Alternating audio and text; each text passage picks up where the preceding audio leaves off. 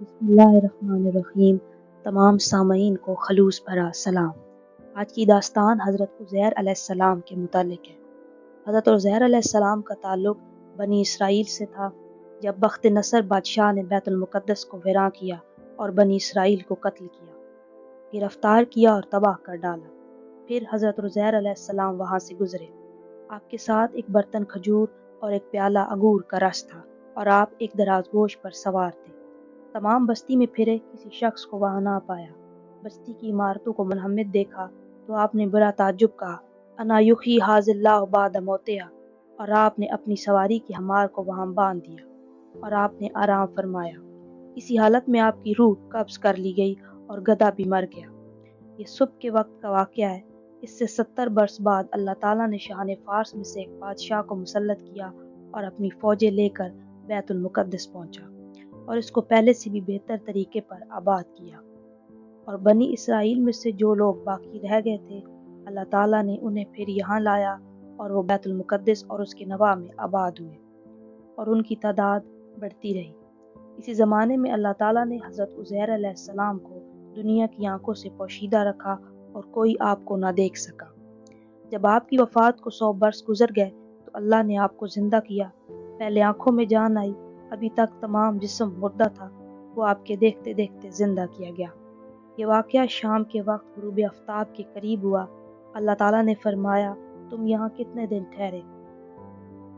آپ نے اندازے سے عرض کیا، 1 دن یا کچھ کم۔ آپ کا خیال یہ ہوا کہ یہ اسی دن کی شام ہے جس کی صبح کو سوئے تھے۔ فرمایا، بلکہ تم 100 برس ٹھہرے۔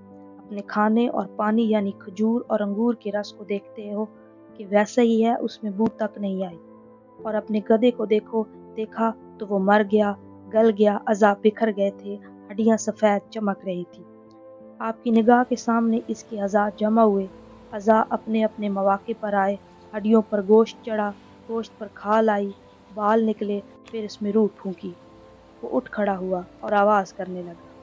آپ نے اللہ تعالیٰ کی قدرت کا مشاہدہ کیا اور فرمایا، میں خوب جانتا ہوں کہ اللہ ہر شے پر قادر ہے۔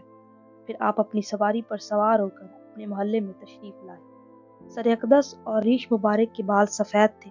عمر وہی 40 سال کی تھی۔ کوئی آپ کو نہ پہچانتا تھا۔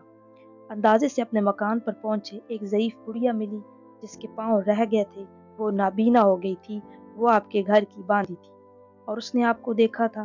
آپ نے اسے دریافت کیا کہ یہ عزیر کا مکان ہے؟ اس نے کہا ہاں، اور عزیر کہاں ہے؟ انہیں مفقود ہوئے 100 برس گزر گئے، یہ کہہ کر خوب روئی۔ آپ نے فرمایا، میں عزیر ہوں۔ اس نے کہا، سبحان اللہ، یہ کیسے ہو سکتا ہے؟ آپ نے فرمایا، اللہ تعالیٰ نے مجھے 100 برس مردہ رکھا پھر زندہ کیا۔ اس نے کہا، حضرت عزیر مستجاب الدعوات تھے، جو دعا کرتے تھے قبول ہوتی۔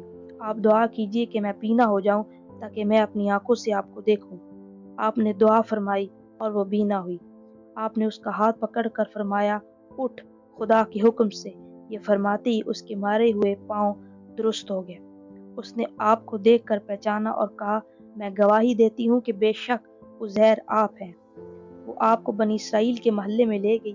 وہاں ایک مجلس میں آپ کے فرزند تھے جن کی عمر 118 سال ہو چکی تھی۔ آپ کے پوتے بھی تھے جو بوڑھے ہو چکے تھے۔ بڑھیا نے مجلس میں پکارا کہ یہ حضرت عزیر تشریف لے آئے۔ اہل مجلس نے اس کو جھٹلایا۔ اس نے کہا کہ مجھے دیکھو، آپ کی دعا سے میری یہ حالت ہو گئی۔ لوگ اٹھے اور آپ کے پاس آئے۔ آپ کے فرزند نے کہا کہ میرے والد صاحب کے شانوں کے درمیان سیاہ بالوں کا ایک ہلال تھا۔ جس مبارک کھول کر دکھایا گیا تو وہ موجود تھا۔ اس زمانے میں تورات کا کوئی نسخہ نہ رہا، کوئی اس کا جاننے والا موجود نہ تھا۔ آپ نے تمام تورات حفظ پڑھ دی۔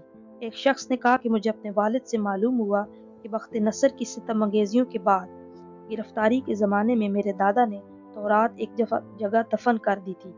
اس کا پتہ مجھے معلوم ہے۔ اس پتہ پر جستجو کر کے تورات کا وہ مدفون نسخہ نکالا گیا اور حضرت عزیر علیہ السلام نے اپنی یاد سے جو تورات لکھائی تھی اس سے مقابلہ کیا گیا، ایک حرف کا فرق نہ تھا۔ یہ تھی حضرت عزیر علیہ السلام کی داستان۔ ایک نئے واقعے کے ساتھ آپ کی خدمت میں حاضر ہوں گی۔ تب تک اللہ حافظ۔